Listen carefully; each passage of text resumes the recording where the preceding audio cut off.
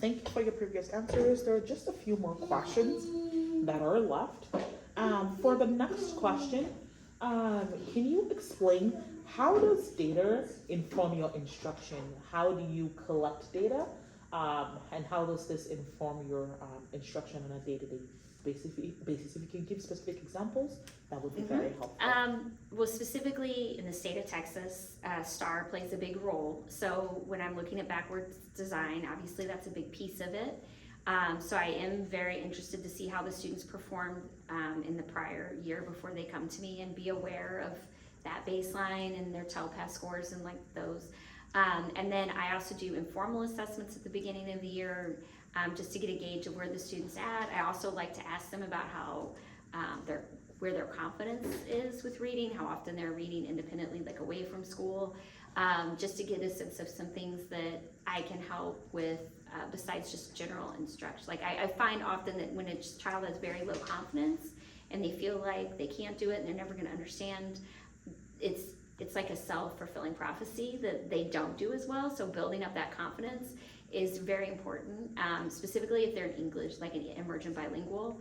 I feel like a lot of times they're really humble and they don't realize that they're further along in their language acquisition. So letting them know, like, yes, you've got it, this is great, like giving them that feedback, as well as having strong instruction that supports the weaknesses that I've seen from the STAR. And then as we go throughout the year, there's just a variety of like, between like small things like warm-ups, but in bigger things like interim assessments or a district assessment, it just gives me an idea of the things we need to focus on and work on to ensure they perform at their best throughout the school year. And also just knowing, looking at some vertical alignment, what they're going to be expected to do in high school. I have worked with accelerated 8th graders before that would be in an ACC or like a community college class within a couple years, understanding what the requirements for that class will be so that they're on track to be prepared for that level of rigor based on their data too from the previous year. Okay, thank you so much. For the next question, what would you say are your biggest strengths and weaknesses, and how do they come into play in your work as a teacher? I think with students, I think I build really strong relationships with the students. So I feel like that helps me just get them to be where they need to be and get them inspired to do well in the classroom. I think that that's been a real joy in teaching. At the same time, sometimes when students are very comfortable, it does mean that I have to ensure that we still have strong classroom management. So I just have to remind myself that, you know, we can't let things get out of hand. I'm only 5'2", I'm kind of small. By 8th grade, most of the students are bigger than I am. So it's just making sure I go back and have that strong foundational classroom management, as well as having a strong relationship with students, but I don't let them just, I don't know if it's a weakness, but you don't want the students to get out of control in the class, obviously, just because they feel comfortable, which sometimes happens when they feel like, oh, you know, it's Suzanne's fault, it's okay, but we have to ensure that they're still following the directives of the school. I would kind of compare it to research on mothers and fathers. Sometimes I think when they feel like I'm in a mom role at the school, the data says that kids act out more in front of their mothers, so I feel like I have to be stronger sometimes with classroom management to ensure they're not, I'm just assuming because I'm smaller than them that I can't be as effective in following the, you know, disciplinary consequences, I guess. Okay, thank you. Mm-hmm. And the final question in this interview, what makes you the best candidate for this position?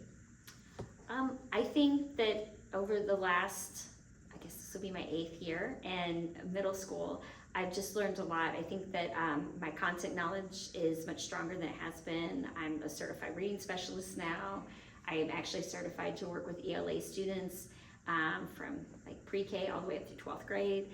So I really am aware of the variety of TEKS and standards in the state of Texas and how they change through vertical alignment.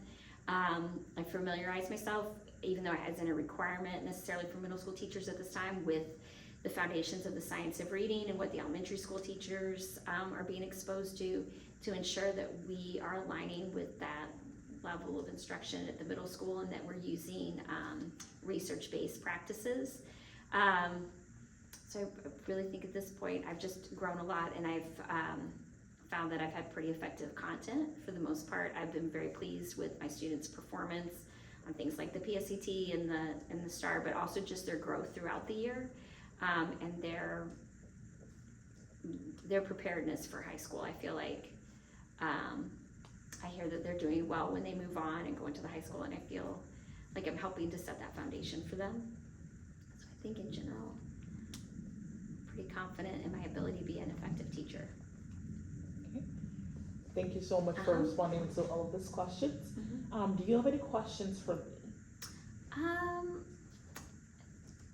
Not really. Is there anything else about the campus that you think is unique, or that think would be something that I should know before going into the position?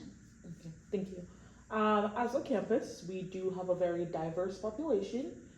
So that is something that we like our teachers to be comfortable with, working with students from diverse backgrounds, racially, ethnically, economically, different academic and social backgrounds as well.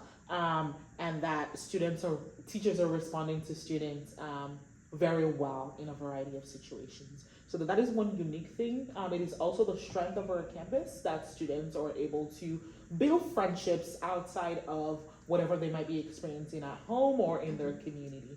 So I really do appreciate that, and the teachers and staff, they appreciate that about our campus very much.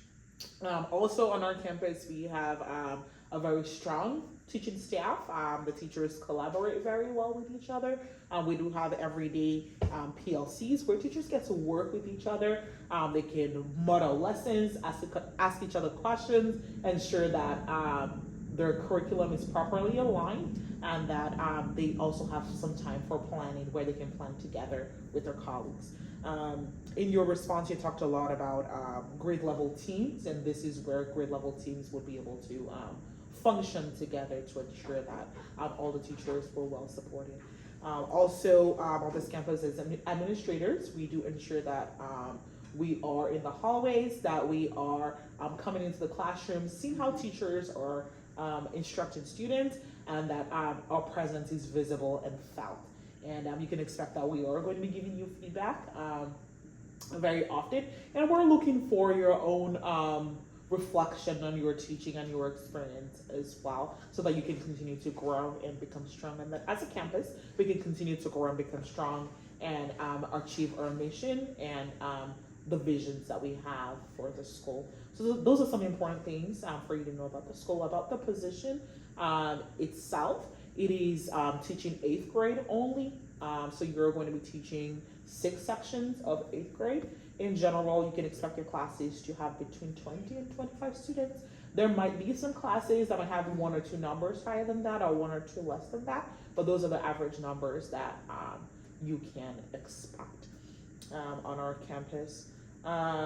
We have a lot of electives the students can participate in, so that's one of the things that makes our campus a very attractive campus. The electives go from everything to choir, painting, drawing, different levels of band, audio and visual tech, robotics, engineering. So we have a variety of extracurricular activities that our students enjoy and that we support as a campus and as a community. So thank you so much for interviewing again for this position. As far as next steps go, we are still interviewing other candidates, but in the next about 2 to 3 weeks, we will let you know the results of the interview. So we appreciate your time coming down here today, and we wish you all the best. All right, thank you. Thank you. Have a great rest of your day. Thank you.